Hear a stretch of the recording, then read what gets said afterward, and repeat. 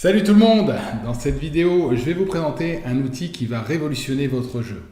Alors, restez avec moi pour entrer dans la nouvelle ère du poker.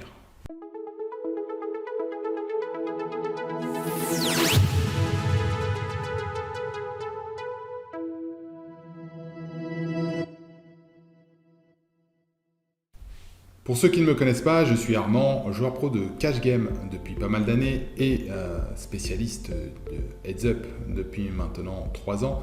Grand passionné de GTO, j'essaye de vous partager mes dernières trouvailles et autres pépites au niveau des logiciels. Aujourd'hui, nous allons nous intéresser à Ruse et nous allons explorer toutes ses fonctionnalités. Alors tout d'abord, qu'est-ce que Ruse? Ruse est un solveur de nouvelle génération, c'est-à-dire qui utilise l'intelligence artificielle, ce qui rend Ruse extrêmement rapide. Le tout, évidemment, est parfaitement customisable. Nous ne sommes pas sur des solutions pré-solvées. L'interface est également des plus intuitives. Passons aux fonctionnalités. Lorsque vous arrivez sur Ruse, sur la partie gauche de l'écran, vous avez différents onglets. Nous allons, dans un premier temps, regarder le solver. Donc c'est l'onglet étudier ici pour étudier un spot. Donc. Alors vous cliquez ensuite sur modifier l'arbre. Vous pouvez partir du préflop, c'est-à-dire que le solver va solver préflop, ou alors commencer directement au flop. Donc si vous partez du préflop, il faut mettre tapis, donc les tapis effectifs, le montant de la BB et éventuellement s'il y a des hantés. Voilà, si vous partez au flop, eh ben, il faut mettre dans les paramètres le montant du pot au flop ainsi que les tapis effectifs, évidemment. Lorsque vous choisissez de solver un spot à partir du flop, il faut évidemment mettre les ranges. Si vous choisissez de solver à partir du préflop, le solver va calculer les ranges, donc vous n'avez pas besoin de faire cette étape. L'avantage lorsque vous rentrez également sur le post-flop, c'est lorsque vous jouez contre des profils particuliers qui, par exemple, qui s'éloignent de la GTO pré-flop, vous pouvez rentrer les combos comme ceci à la main. Voilà. Donc, ce qui vous permettra de jouer contre, vous regardez des solutions contre différents profils lors de vos solving. Ensuite, vous devez rentrer manuellement les mises ou alors vous pouvez opter pour des choix dynamiques. Donc, voilà, par exemple, je prends un spot, on commence sur le préflop, comme ça on verra l'éventail des possibilités. Sur les mises, on peut mettre en dynamique ou en fixe. Donc dynamique, c'est qu'on laisse le choix à l'intelligence artificielle de choisir les sizings les plus intéressants d'un point de vue stratégique parmi une multitude de choix. Donc à la fin, l'IA va nous trouver 2 sizings de mise et un sizing de relance par spot. Voilà, ça c'est dans le maximum. Flop, turn, river, on peut reproduire ces dynamic sizing comme vous le voyez à l'écran, ou alors vous pouvez opter pour choisir des mises fixes. Donc vous rentrez manuellement les mises, vous avez la possibilité d'en rentrer, il me semble, 6 par street. Donc si on passe en dynamique, 3 et 2, ouais, c'est 6 le maximum. Donc vous pouvez rentrer, voilà, par exemple on rajoute le 150%, vous pouvez rentrer jusqu'à 4 relances, vous pouvez vraiment vous amuser à explorer toutes les possibilités stratégiques.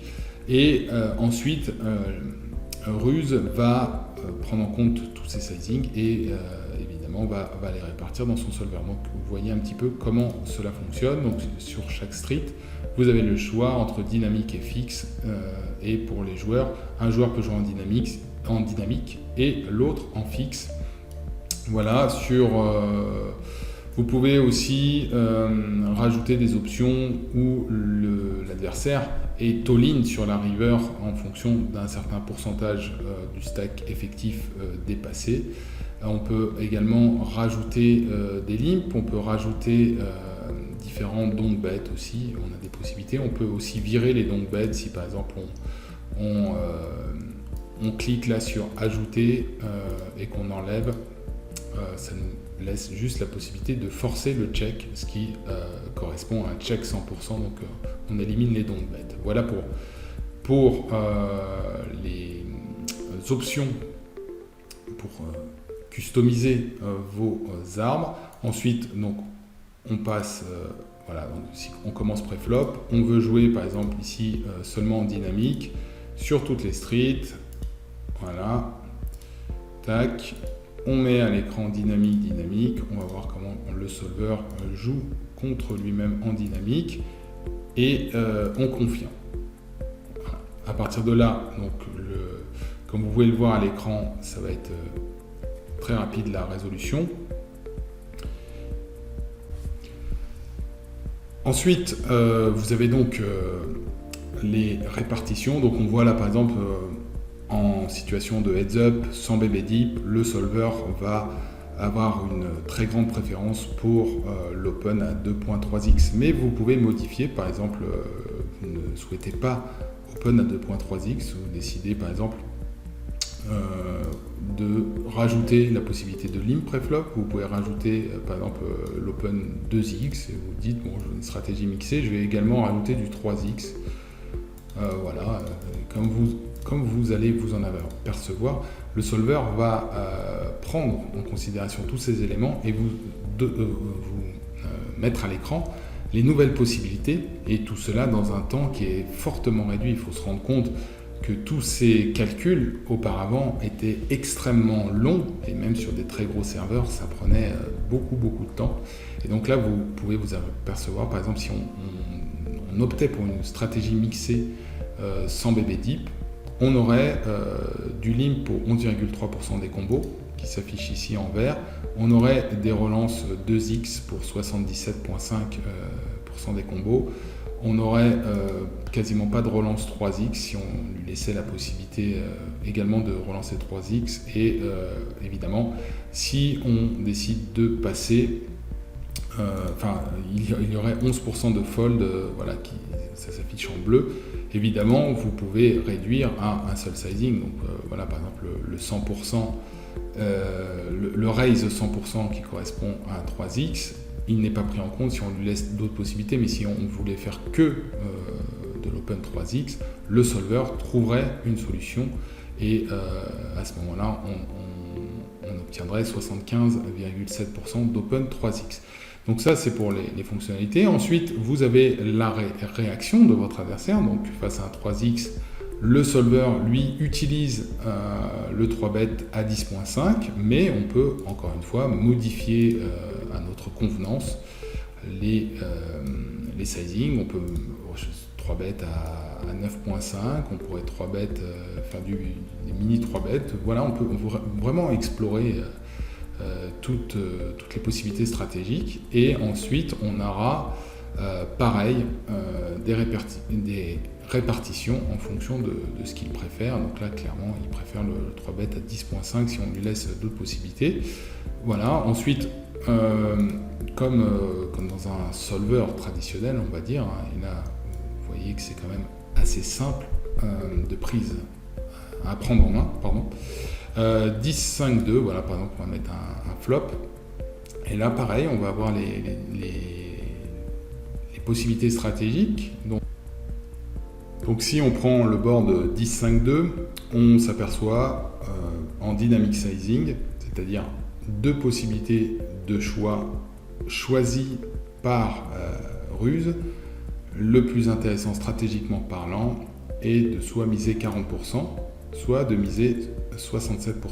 Voilà, c'est les sizing préférentiels pour ruse. On pourrait évidemment encore post-flop, voilà, on peut rajouter des continuation bet, 14%,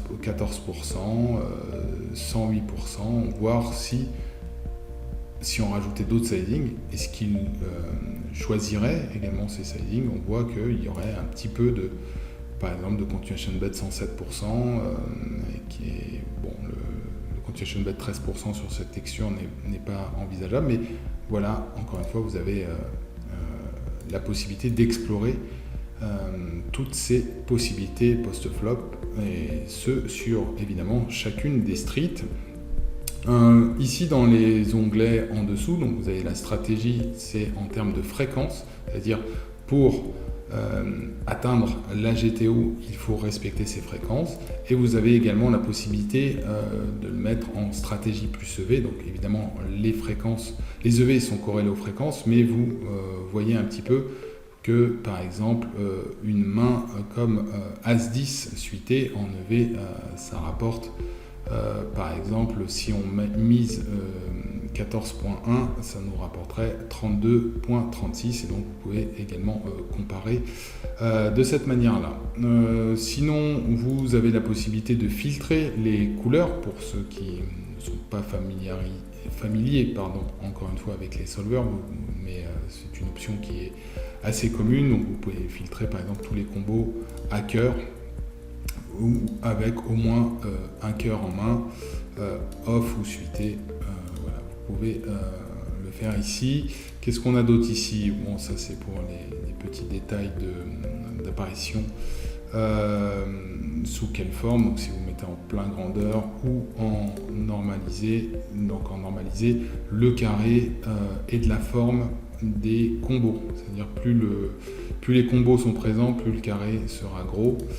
Donc je vous conseille de laisser en normalisé. Ici vous avez la taille du pot et les taille du pot ici, pardon, 21, et vous avez OP, IP sur cette partie droite, ce qui correspond au stack effectif des joueurs. Et voilà un petit peu pour le solver à proprement parler.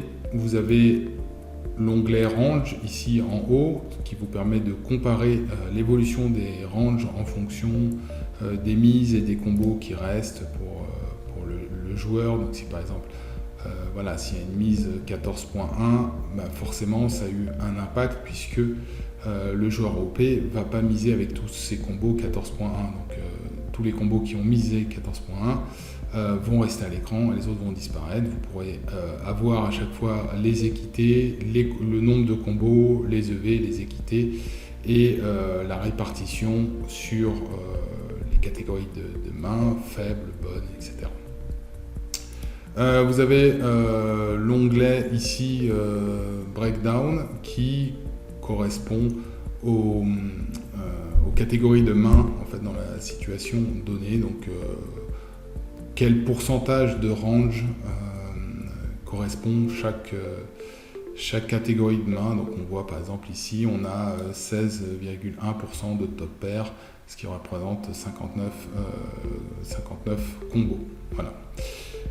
Ça c'est pour la fonctionnalité d'étude. Alors on va passer à l'entraînement. L'entraînement est matérialisé ici par l'avatar avec les deux petites cartes. Donc vous avez le choix de l'arbre comme on l'a vu précédemment, pré-flop, flop. Vous pouvez évidemment enregistrer vos arbres ou charger vos arbres afin de gagner du temps et de ne pas avoir à tout refaire évidemment.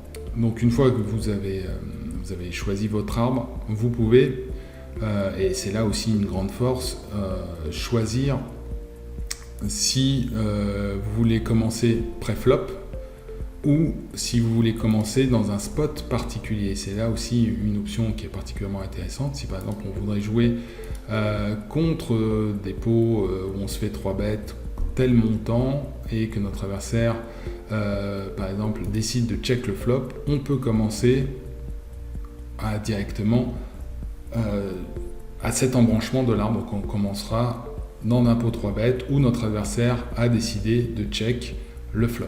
Donc ici vous avez la possibilité de choisir ruse ou héros. Donc c'est vous ou l'adversaire. Donc ici par exemple on choisit ruse OP et on valide. Vous pouvez voilà, noter ce petit onglet également sur la droite. Vous pouvez stopper la main à la fin de la main. Donc vous jouez vraiment tout le coup en entier jusqu'à qu'il y ait un joueur évidemment qui fold ou que la main arrive à l'abattage. À la fin de la ronde, c'est-à-dire flop, turn, river, voilà, ou à la fin de l'action. Donc, si vous choisissez la fin de l'action, c'est une seule action. Par exemple, vous voulez vous entraîner que sur les continuation bet au flop. Une fois que vous avez effectué votre continuation bet ou votre check sur le flop dans la situation donnée, et on passe à la main suivante. Donc une fois que vous avez réglé tout ça, vous mettez commencer la partie et let's go. Vous jouez le bot. Donc voilà, on se retrouve dans le spot. Notre adversaire nous a 3 bêtes et check le flop. Et là, on a une différente répartition des mises parce que j'ai mis l'option de jouer en free play. Donc vous avez aussi cette possibilité-là. Vous pouvez jouer en fixe, c'est-à-dire avec vos sizing prédéfinis, ou alors vous choisissez de jouer en free play. Je vous recommande de jouer en free play parce que ça donne vraiment la sensation d'être dans un match réel, comme si vous étiez sur un soft de poker, parce que là vous avez une totale liberté sur vos mises. Vous pouvez évidemment choisir, comme sur les rooms, les bêtes prédéfinies, mais vous pouvez également faire évoluer à la réglette en fonction de vos envies. Et ensuite, vous avez, par exemple, ici, on décide de bet 6.4 dans ce spot. On voit que le solver l'utilise 37% du temps, donc c'était un bon play. Et si vous jouez de manière correcte sur le solver, ça va s'afficher bien et excellent ou bien. Et si vous faites des erreurs, à ce moment-là, vous aurez un message qui vous permettra aussi de rejouer les mains ou rejouer les spots lorsque vous faites des erreurs. Évidemment, lorsque vous êtes aussi dans une phase de match, vous avez toujours la possibilité d'étudier en profondeur le spot. C'est très intuitif, vous pouvez changer les outs, par exemple ici mettre un dot trèfle, rajouter encore des sizing pour le joueur OP, pour le joueur IP, etc. Vous faites comme vous voulez, et je ne sais pas si vous vous rendez compte de la puissance de calcul inimaginable jusqu'alors, puisque c'est vraiment une fraction de seconde. Et pour ceux qui ont utilisé PureSolver auparavant, on se rend compte de la différence de calcul, et c'est absolument vertigineux. Voilà pour les études, pour le training, et ensuite vous avez la possibilité de revoir votre historique.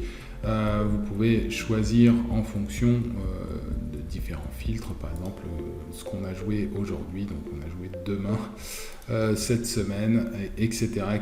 Donc vous avez vos statistiques globales, et c'est aussi très intéressant d'avoir les statistiques globales pour voir un petit peu où se situent nos difficultés. Est-ce qu'elles se situent plutôt pré-flop, plutôt flop, turn, river, IP, OP, etc. Donc c'est vraiment très intéressant, et je vous parlais tout à l'heure de la répartition des fréquences des actions. Donc vous avez, lorsque vous jouez vraiment parfaitement le spot, vous avez excellent.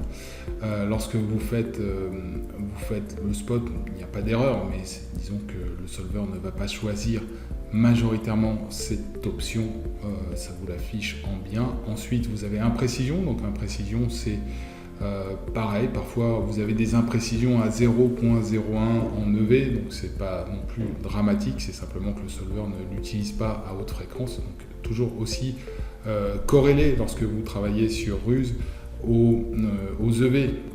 Est-ce que votre imprécision était dramatique sur le plan des EV ou pas?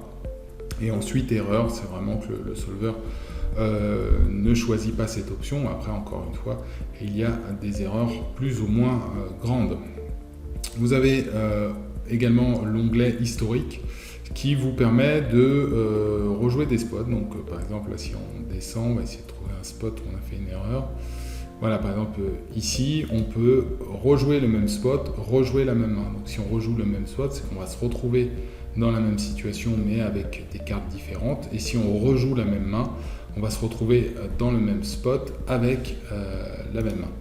Enfin, vous avez un vérificateur de fair play qui permet de vérifier si des spots ont été joués.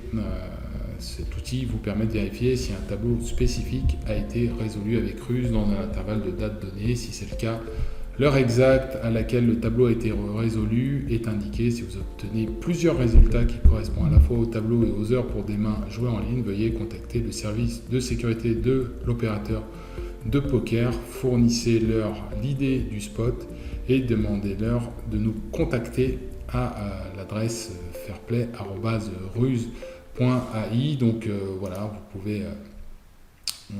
pouvez vérifier, et c'est une très bonne chose, puisque avec la montée de la triche en ligne de plus en plus accessible, justement avec ces dernières technologies, c'est bien que des sites comme Ruse fassent ce genre d'initiative pour préserver la pérennité du jeu.